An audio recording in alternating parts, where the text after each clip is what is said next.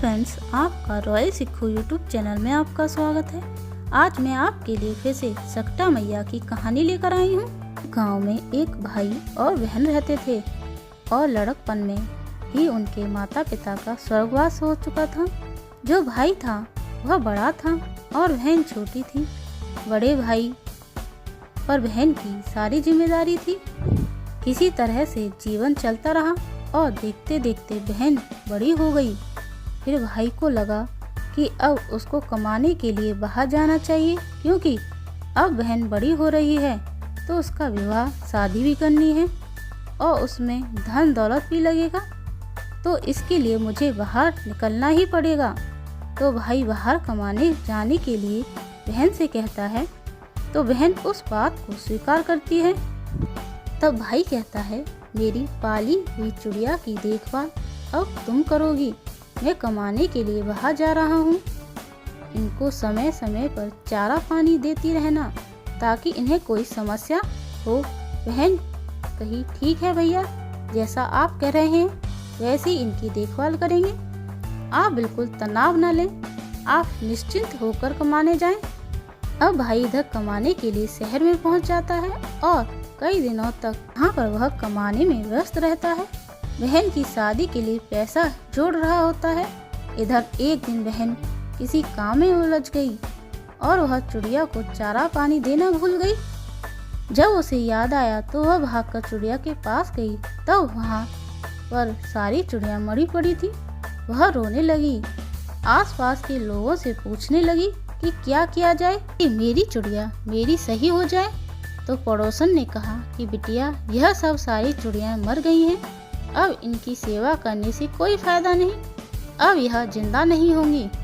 यह बात सुनकर बहन रोने लगी और कुछ समय तक रोती ही रही और सब आसपास के लोग अपने घर चले गए। तभी इसी बीच सकटा मैया उसी रास्ते से गुजर रही थी, तो उन्होंने एक बच्ची की रोने की आवाज़ सुनी।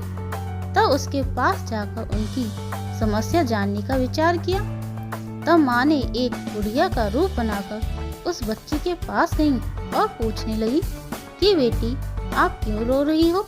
तब बेटी ने अपनी सारी व्यथा बुढ़िया माता को कह सुनाई और माँ के चरणों से लगकर बच्ची रोने लगी। अब माँ को दया आ गई। माँ ने कहा कि रो मत, हम जैसा कह रहे हैं वैसा करो। अगर आपकी चिड़िया फिर से जिंदा हो जाएगी तो सकटा माता की पूजा करवा देना। बच्ची ने कहा, हाँ माता, अगर जिंदा हो गई तो हम सकटा माता की पूजा करेंगे। तब बुढ़िया माँ ने एक लोटा जल मंगवाया और जल को छूने के बाद बच्ची को दे दिया और कहा कि यह जल सारी चिड़ियों पर छिड़क दे और अंदर जाकर सकटा माता को प्रणाम करके आए। तो बच्चे ने अपने घर में जाकर सकटा माता का प्रणाम किया और जब वह वापस आकर चिड़ियों को देखी तो सारी चिड़ियाँ जिंदा हो चुकी थी और बुढ़िया माँ भी गायब हो चुकी थी। अब बच्चे की खुशी का ठिकाना नहीं रहा। वह बहुत खुश हुई, नहीं तो वह भी सोच रही थी, भैया क्या कहेंगे, एक चिड़िया की देखभाल नहीं कर पाई। हम तुम्हारी देखभाल माता पिता के ना होते हुए भी किस तरह से किए। अब कुछ दिन बीतते ही भाई भी कमा कर वापस आ गए।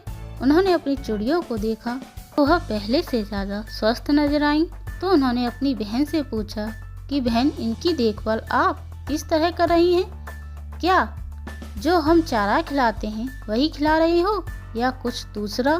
तो बहन सुखचाते हुए भाई से कहा कि भाई एक बात कहें, अगर आप नाराज न हो तो। भाई ने कहा, बहन कहो, नाराज क्यों होंगे। तो बहन ने अपनी सारी बात भैया को बताई। एक दिन हम काम में व्यस्त हो गए और चिड़िया को चारा पानी देना भूल गए और सारी चिड़िया मर गईं। तब एक बूढ़ी माता आई और वह हमको कुछ उपाय बताई और फिर वह उपाय करने से सारी चिड़िया जिंदा हो गईं। बूढ़ी माता ने कहा था कि अगर चिड़िया जिंदा हो जाएंगी तो सकटा माता की एक पूजा कर देना। भैया, अब सकटा माता की पूजा करनी है, क्योंकि यह सब सकटा माता की बदौलत ही संभव हो पाया है।